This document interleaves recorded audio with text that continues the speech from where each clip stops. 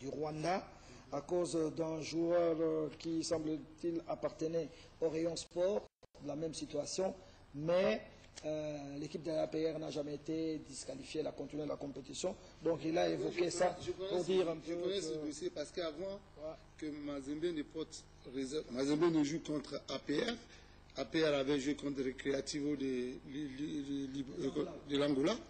Et donc cette équipe avait porté la même réserve, mais la CAF avait donné la même réponse, soit disant que ce joueur a joué régulièrement 3 années au Rwanda. Et c'est la raison pour laquelle ils ne voient pas pourquoi on pouvait sanctionner APR. Mais le cas dans lequel nous sommes avec Mazembe est un peu typiquement, c'est pas la même chose. Oui, c'est pas la même chose. D'autant plus que Mazembe, l'année dernière, Espérance de Tunis jouait la compétition africaine. Avec Bessala. Avec Bessala. Parce que Bessala porte le numéro 2 sur la fiche que moi j'ai ici, de 2010. Donc, on considère que la qualification de Bessala part de janvier 2010 à décembre 2010. À décembre 2010. Parce que Espérance est arrivée jusqu'en finale. Ouais. Hein? Donc, là, Espérance étant en finale, donc à quel moment ce joueur a été transféré à Virunga? Je ne sais pas si vous comprenez. Je suis. Maintenant, le deuxième problème, il y a certaines responsabilités quelque part qui font qu'on ait le courage de se le dire. Ce joueur est congolais. Il joue en Tunisie. Ouais. Transféré par la FECOFA, avec un CTI de la FECOFA, qui l'amène en Tunisie. Exact. Donc son retour doit être sanctionné encore par un certificat de transfert international au Congo. Est-ce que ce certificat de transfert international est arrivé? Je ne saurais le dire. Si ce certificat n'est pas arrivé, donc la sanction qui frappe Mazembe est tout à fait normale. Donc il est supposé qu'il est toujours joueur de Tunis. Parce que c'est ce certificat de transfert qui prouve que ce joueur a été transféré régulièrement de la Tunisie à la RDC. À ce moment, Virunga est libre, ou un club est libre de prendre ce joueur et le transférer comme il le fait. Mais si le certificat a été fait, Mazembe est dans son droit. Si le certificat n'a pas été fait, donc quelque part, la machine n'a pas marché dans 3 positions. Mais Virunga, je reviens encore, parce qu'à un moment, les gens me prenaient peut-être que je suis un peu malade. C'est ici seulement que je vois, j'attends un joueur définitif. C'est ça. Le mot joueur définitif n'existe pas dans le contrat de travail. Exact. Même Messi qui a été formé depuis l'âge de 8 ans à Barcelone a un contrat à durée déterminée. En Barcelone. Donc vous avez transféré le joueur à Espérance de Tunis. Il n'est plus à vous. C'est Espérance de Tunis qui doit le ramener. Mais il vient vous accaparer.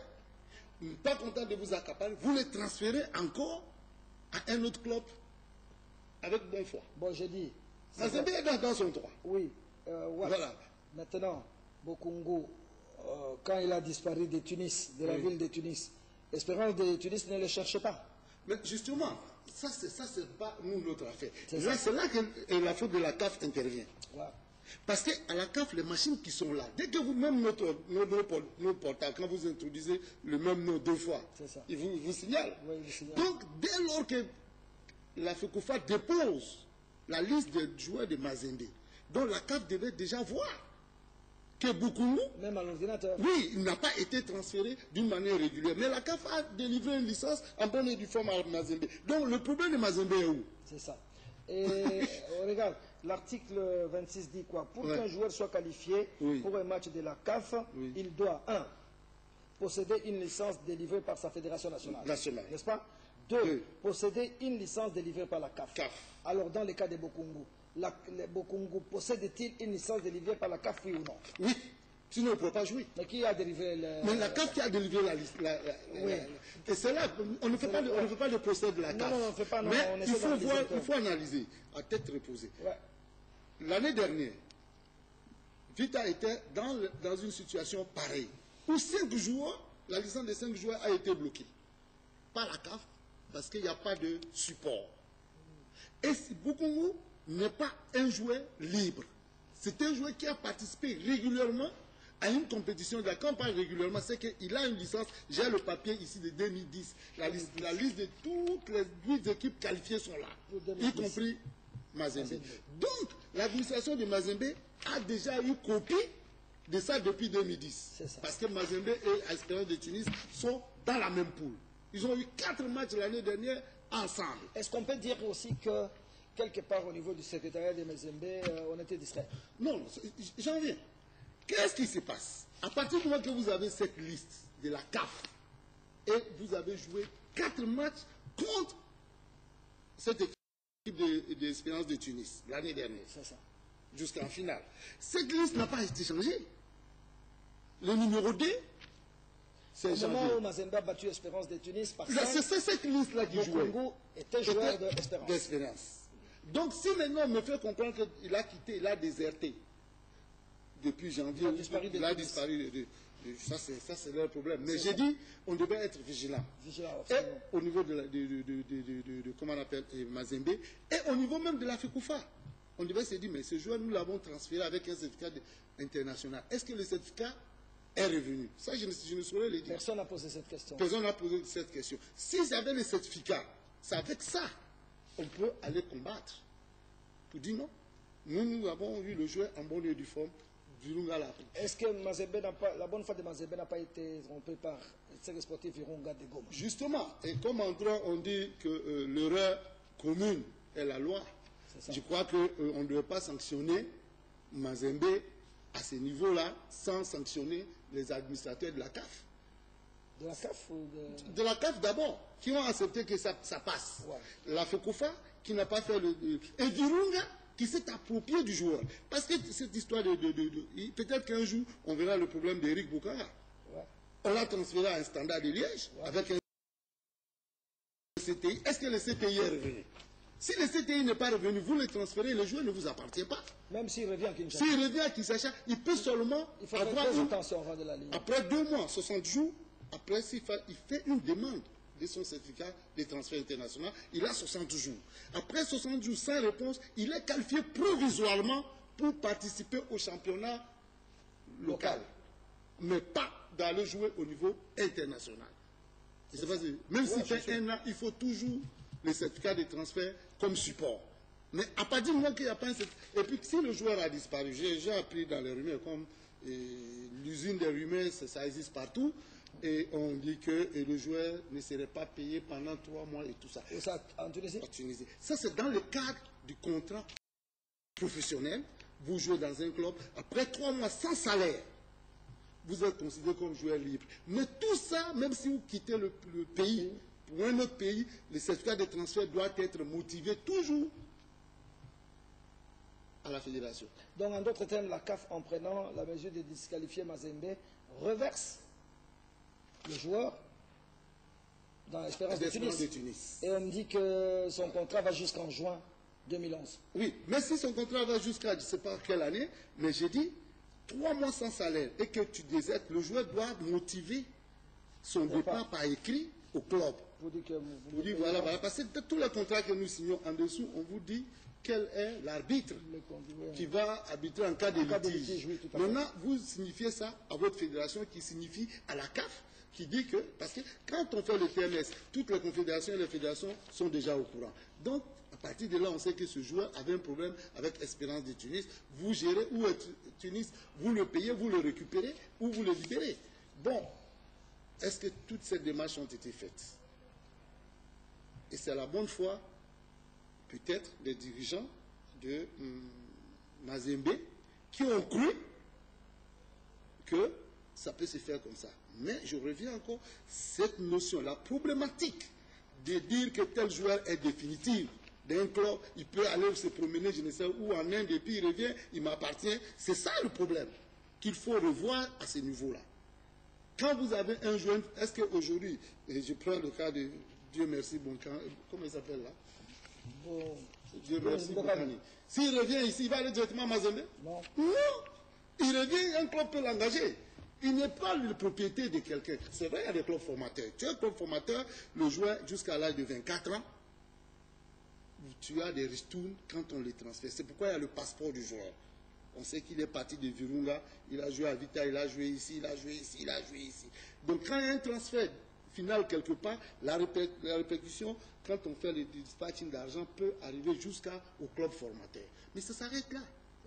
Si vous jouez à Barcelone demain et que Barcelone ne veut plus de vous, vous revenez ici. Vous n'appartenez plus, je ne sais pas à qui, la Y ou quoi. Vous êtes libre. Parce que même votre propre enfant ne peut pas vous appartenir, dire que définitivement. Le président de Mazembe est confiant. Non, je ne sais pas qu'il doit être confiant. Parce qu'il y a des repères que nous ne pouvons pas venir exposer ça ici. Il y a des repères. Quand je prends le statut de la CAF, il y a des choses dedans qui fait que Mazembe peut se couvrir. Mazembe n'est pas le déclencheur de cette faute. Moi, je dis faute, mais ce n'est pas une fraude. Quand les gens... Maintenant, quand le président Moïse dit qu'il y a une conspiration, prenez même la composition de cette commission d'organisation des compétitions interclubs. La composition, quand vous regardez dedans, il y a qui et qui est là. Je ne vais pas citer des noms, mais quand vous regardez les nationalités, et quand vous regardez aujourd'hui les 8 clubs qualifiés pour la Champions League, ce sont les mêmes qui sont dans cette commission, qui ont leur pays, qui sont qualifiés, à part Mazembe qui n'a personne là-bas. C'est ça. Et donc aujourd'hui, moi je peux pas parler de conspiration, de la CAF et tout ça, mais de certaines personnes qui peuvent se lever un matin pour dire non, nous là, c'est tout, comment Mazembe arrive, tout, et puis il y a une situation parce que d'abord on a voulu faire croire aux gens.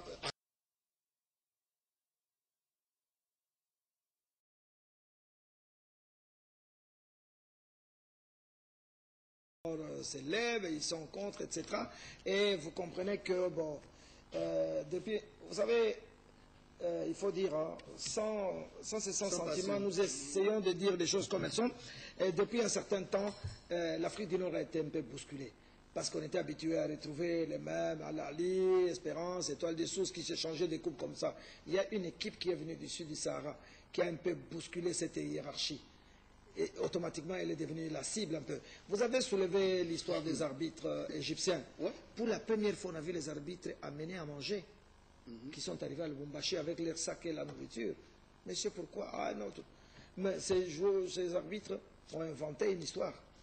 Ils voulaient à tout prix rencontrer le président de Mazembe en audience. On a dit non, vous n'êtes pas venu pour lui. Arrangé avec les comités organisateurs. Ils sont rentrés, ils ont fait des déclarations. À ma connaissance, ces arbitres n'ont pas été sanctionnés. Et c'est passé comme ça. C'est une fausse accusation de la part de ces arbitres égyptiens. Le deuxième, pour soutenir ton argument, j'ai dit bien, et quand vous prenez cette année les 8 équipes qualifiées, on met de Mazembe de côté. C'est ça, les 8, on les a, oui. Vous allez trouver que...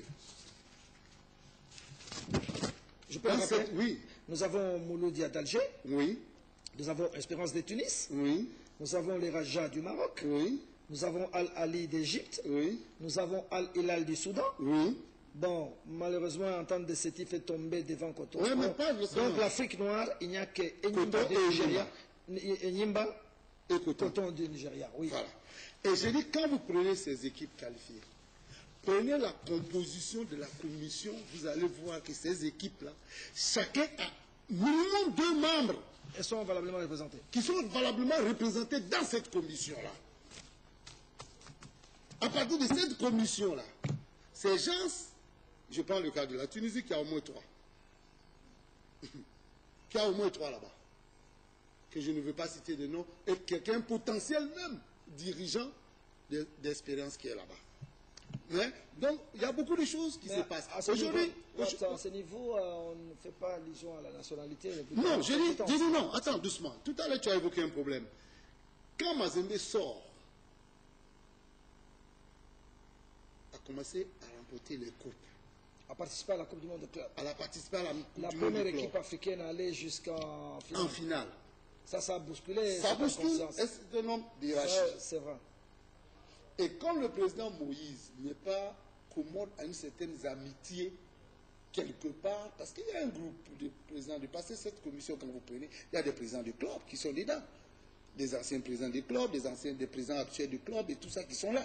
Maintenant, on ne peut pas prendre une telle décision aussi importante, je dis bien, aussi importante avec précipitation. Justement. Je ne sais pas si tu comprends. Je comprends. On l'a fait vite. Maintenant, au moins aussi, j'ai dit que Mazembe n'a pas été très averti. Dès lors qu'on a suspendu le joueur, on a dit temporairement. Le mot temporairement veut dire qu'il y a quelque chose qui va suivre. Donc, on devait commencer déjà à chercher à voir. Bon, bref, c'est rien d'état. Il faut se battre. Hein? Il faut se battre. Il y a cet appel. Oui, il y a cet appel, parce que cet appel, je crois que ça va aller dans... sur l'article 24, qui dit que l'équipe peut être suspendue pour 2 ans, ou quand vous allez en bas, vous allez voir même qu'on va jusqu'à 3 ans. Hein? Ouais. Donc, il faut mais il est dit ceci, un instant, article 24.4, ça concerne la FECOFA. On dit s'il est prouvé, je dis s'il est prouvé, que la Fédération nationale de l'équipe en question s'est rendue complice de fraude en prêtant son concours à l'équipe fautive, la Fédération et toutes les équipes qui lui sont affiliées seront suspendues pour une durée de 3 années de toutes les compétitions interclubs organisées par la CAF. Je crois qu'avec tout ce qu'on a avancé comme argument, oui, mais là, on n'arriverait pas. Parce que là, on parle de complicité, de fraude. Si la fédération est complice dans le changement de nom ou date de naissance, ce n'est pas le cas. Ce n'est pas le cas. Et ce joueur a été qualifié régulièrement à Espérance de Tunis, qui est venu ici au Congo, peut-être même avant la fin des compétitions, qui a été qualifié par la Fédération congolaise de football régulièrement pour jouer le championnat national. Et sur cette base, Mazembe a recruté le joueur. Sur cette base, Mazembe a recruté le joueur. Jusque-là, la responsabilité de Mazembe n'est pas engagée. Engagée, oui, tout à fait. La responsabilité de Virunga est engagée. Parce que c'est elle qui a pris le joueur. Oui, c'est elle qui aurait pu dire à Mazembe, non, attention, moi, je n'ai pas encore récupéré le joueur, poser la question à Espérance de Tunis. Je suis d'accord, mais une jurisprudence de la part de Mazembe qui devait aussi attirer l'attention. Oui, ça aussi. Parce que cette liste que je détiens ici, cette liste de 2010, Mazembe est en possession de ça. Et toutes les 8 équipes ont la liste ici. La liste de toutes les 8 équipes qui ont participé au Champions League de l'année dernière est là. Le nom des joueurs sont là. Donc Mazembe, en voyant le nom du joueur, aurait dû aussi s'approcher à la FECOFA. Poser la question. Ce joueur, nous l'avons pris là. Est-ce qu'il n'aura pas de problème? Entre parenthèses, nous avons essayé d'entrer en contact avec nos amis de la FECOFA. Tous les téléphones étaient fermés. Je les comprends parce qu'il y a eu autant de coups de téléphone qui sont venus de partout. À un moment donné, les oreilles sont bouchées. Peut-être que nous les chercherons pendant la semaine pour qu'ils nous apportent la précision. Voilà. S'ils n'avaient pas été interrogés à ce sujet. Maintenant, s'il y a un certificat de transfert international, la FECOFA est dégagée. C'est ça. En fonction de ça, comment il s'appelle, Virunga aussi est dégagé. Et Mazembe est dégagé. Mais s'il n'y a pas, il faut situer les responsabilités au lieu d'aller frapper peut-être quelqu'un qui n'a pas participé à tout ce qui s'est passé, qui a seulement pris le joueur en bonne et due forme. Voilà. Je crois que nos amis ont compris. Nous avons un peu fait le tour, je ne sais pas, du sujet avec Watt. Bon, en dehors justement de ces litiges-là, bon, on constate quand même qu'on commence à quitter un peu les côtés sportifs. Il y a des coups bas, il y a des complots, des coups montés, tout ça, parce qu'on veut atteindre un objectif. Je crois que ça, sur le plan de l'éthique sportive, je crois que ça, c'est condamnable. Il vaut mieux gagner sur le terrain et pas chercher des litiges forcés. Dans le statut de la CAF et de la FIFA, du Comité olympique international, c'est bien écrit. La ségrégation et les complots sont combattus. On ne peut pas se lever un matin parce que l'autre a remporté la coupe 2 fois d'affilée. Quand Al-Ahly prenait 5 fois, 6 fois, ils jouaient les finales entre eux, personne ne criait. Je ne dis pas que tel est le cas, mais je dis, connaissant le fond de la marmite, parce qu'il y a tellement de serpents venimeux dans ce que nous faisons qu'on appelle football, vous riez avec le type, alors que c'est lui-même qui est en train de vous tuer à petit feu. Et aujourd'hui, et je dis bien, j'aime pas le terme l'Afrique blanche, l'Afrique du Nord, l'Afrique. Il y a une seule Afrique. Celui qui sait qu'il ne se sent pas dans cette Afrique-là, il peut aller avec son pays vivre dans un autre planète, je ne sais pas, ça le regarde. Mais j'ai dit, il y a une seule Afrique. Il ne faudrait pas essayer de catégoriser chaque fois. Et parce que quand tu vas chez eux, ils te disent, vous les Africains. Alors qu'ils jouent la Coupe d'Afrique. Bon, donc vous voyez, il y a un problème. Je dis bien, il faut laisser Mazembe s'épanouir avec ses moyens. Si Mazembe a battu sur le terrain, moi je dis pour. Mais quand ils ne sont pas battus, l'année dernière, Al-Ali a été battu sur le terrain. Et puis là, il faut signaler que l'équipe de Wydad n'a pas été du tout honnête parce qu'elle a porté réclamation sur l'accueil. Elle a prétendu qu'elle avait été mal accueillie à Lubumbashi, qu'on lui avait jeté les pierres. En tout cas, à ma connaissance. Ils ont même dit que le deuxième but est entaché. C'est ça, j'allais y arriver. Ils ont dit que non, les gardiens étaient piétinés. Non, entre nous, c'était le coup de tête de Bedi qui a été renvoyé, puis le joueur malien est arrivé pour envoyer le ballon faute filet. Donc il faut un minimum d'honnêteté quand même. Quand vous perdez sur le plan, sur le terrain, il faut accepter. Parce que, vous savez, à un moment donné, ils étaient mal habitués. Les équipes du Nord, ils avaient des facilités. À un moment donné, ils bénéficiaient de la sympathie des arbitres africains. Il faut reconnaître. Parce que les choses ont changé et puis se sentent bousculées un tout petit peu. Elles ne veulent plus que notre équipe gagne. Je crois que ce n'est pas honnête. Je pense qu'il faudrait qu'on fasse un effort dans ce sens-là. Il va falloir que la CAF travaille sérieusement parce que ça, c'est vraiment la croisée des chemins. C'est ça. Il faudrait que les instances de la CAF essaient de s'asseoir à tête reposée et analyser. Et cette histoire, je ne dis pas de réhabiliter Mazembe aujourd'hui, parce qu'ils ont déjà programmé un match. Et mais il y a un appel. Il y a un appel, nous devons... Mais quand tu lis les statuts de la CAF, même l'appel, quand tu l'introduis, déjà ils se sont précipités, comme tu as dit, pour programmer un match. Je ne sais pas où est-ce que ce règlement est sorti pour faire un match de barrage. C'est ça. Alors que l'article est clair. L'équipe éliminée en dernier ressort continue la compétition. Mais pas de jouer un match de barrage. Je crois qu'on a voulu faire plaisir peut-être à certaines personnes. Mais j'ai dit, je répète mes mots et je les répète, parce que là, la faute qui a été commise, il faut que les gens acceptent de partager cette responsabilité, à commencer par l'administration de la CAF, qui a délivré une licence à un joueur. Le dernier club quitté, si c'est écrit sur la licence Virunga, c'est la CAF qui devait attirer l'attention de la FECOFA. Vous dites non, ce joueur, l'année dernière, il avait tel dossard dans telle équipe. Donc, le dernier club ne peut pas être Virunga. Je ne sais pas si vous comprenez. Si maintenant on l'a laissé faire au niveau de la CAF, il y a un laxisme à ce niveau-là. Il faut qu'on soit là. Il faut aller jusqu'au bout. Maintenant, au niveau de la FECOFA, qui a fait le transfert de ce joueur, je ne sais pas en quelle année, pour aller vers la Tunisie, sachant très bien qu'un certificat de transfert international doit revenir à la FECOFA. Est-ce que ce certificat est revenu? S'il n'est pas revenu et qu'on s'est entêté à envoyer la licence du joueur à la CAF, il faut assumer cette responsabilité. Virunga, le joueur, est-ce que dans les conventions du transfert qu'il a eu avec Espérance, c'est dit que le joueur doit revenir automatiquement à Virunga? Est-ce que c'est écrit? Je ne sais pas. Tout ça, c'est des choses à voir, mais je crois que Mazembe doit avoir les arguments très solides et défendre devant qui de droit pour pouvoir avoir gain de cause, pour ne pas être pénalisé pour 2 ans sans participer à une compétition. Ça va tuer le football au Congo, ça va même tuer l'engouement, et quand on voit le financement qui est fait par ces clubs-là, que ce soit au niveau de Dering, au niveau de Vita, au niveau de Mazembe, aujourd'hui, Lupopo et autres, je dirais qu'on va tuer ces mécènes, parce que j'appelle ça mécènes, c'est des gens qui donnent sans rien avoir en retour. Très bien. Oui, voilà, nous terminons donc par la dernière phrase ici, qui a de Moïse Katumbi qui a dit nous savons que le joueur de Salabo Congo nous a été transféré en bonne et due forme, et il a même joué le championnat national au Congo.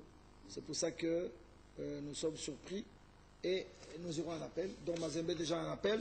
Nous aurons tous les oreilles tournées vers la Confédération africaine de football pendant la semaine, parce que peut-être d'ici mercredi, le jury d'appel va signifier sa décision au comité exécutif, qui à son tour, par les canaux certainement du site de la CAF ou d'une notification qui viendra à la FECOFA, nous serons informés. Donc n'inventez pas des sanctions, s'il vous plaît, vous les auditeurs ou les téléspectateurs, ne racontez pas des histoires. Ce qui me chagrine un peu, c'est cette attitude un peu négativiste de Congolais. Je ne comprends pas. On m'a dit, je n'ai pas vu, hein, on m'a dit c'est un compatriote, c'était enfermé en train de sabler du champagne parce que Mazembe a été disqualifié. et que d'autres ont fêté parce que le club a été éliminé. D'autres encore étaient en fête jusqu'aux petites heures du matin parce que le Popo a quitté la compétition. Ça, c'est quelle mentalité dans un pays? C'est pas possible. Si c'est vrai, c'est scandaleux. Si c'est vrai, c'est scandaleux parce qu'aujourd'hui, il ne faut pas se le cacher. En 4 ans, Mazembe est à un degré moins vite.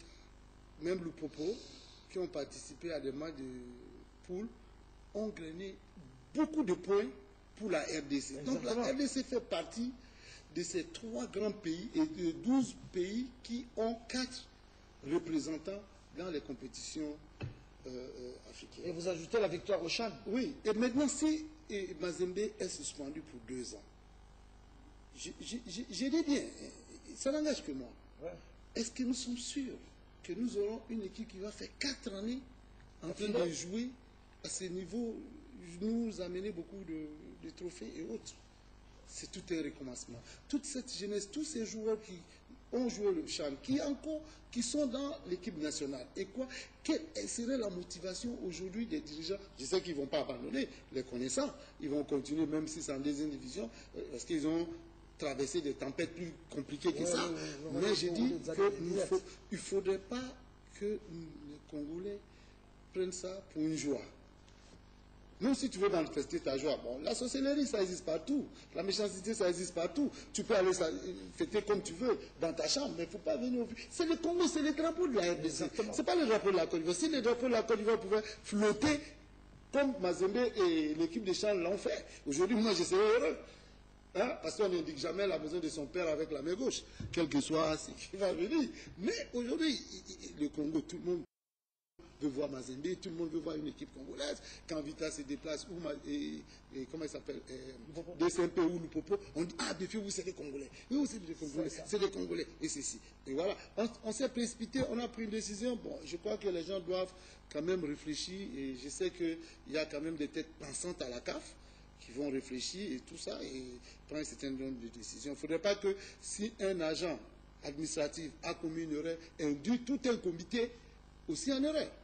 Voilà. Okay. Et donc, mais pour le cas du Congolais, je crois que, bon, ils ne sont pas nombreux, justement, qui peuvent jubiler de l'élimination ou de la sanction qui est tombée sur le football congolais. Hein? Oui, heureusement, mais nous condamnons avec la dernière MJ ces comportements antisportifs de certains de nos compatriotes, et heureusement qui ne sont pas très très nombreux, et qui se comportent de cette manière-là, chaque fois qu'une équipe... Je suis quand même surpris que la CAF n'a pas statué sur le cas de Lupopo. Non, je pense que j'ai compris, peut-être que le Popo n'a pas bien appuyé.